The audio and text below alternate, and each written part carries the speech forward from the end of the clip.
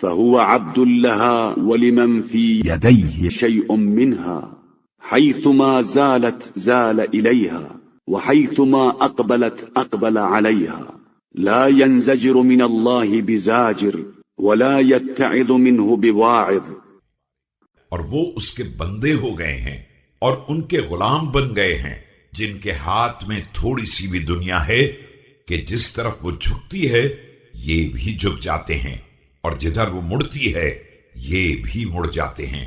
نہ کوئی خدائی روکنے والا انہیں روک سکتا ہے اور نہ کسی واعظ کی نصیحت ان پر اثر انداز ہوتی ہے.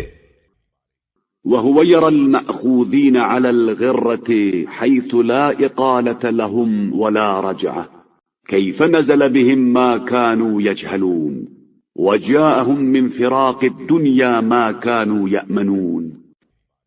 جبکہ انہیں دیکھ رہے ہیں جو اسی دھوکے میں پکڑ لیے گئے ہیں کہ اب نہ معافی کا امکان ہے اور نہ واپسی کا.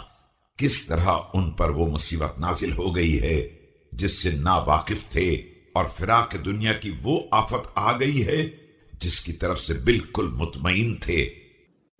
وقدموا من الآخرة على ما كانوا يوعدون فغير موصوف ما نزل بهم اجتمعت عليهم سكرة الموت وحسرة الفوت ففترت لها أطرافهم وتغيرت لها ألوانهم.